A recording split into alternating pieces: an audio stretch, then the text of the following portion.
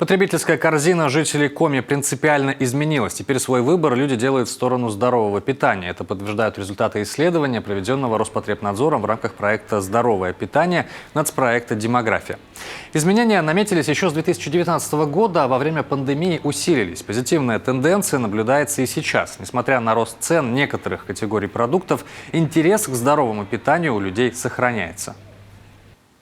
Очень многие придерживаются принципа здорового питания, особенно молодежь, и нас это радует. И мы готовы помочь каждому, кто хотел бы изменить свои привычки. У нас везде есть кабинеты отделения профилактики, и мы готовы дать рекомендации, помочь. У нас есть диетологи.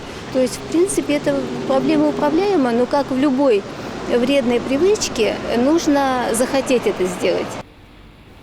При выборе здоровых продуктов люди отдают предпочтение фруктам 61%, рыбе 49% и овощам 44%.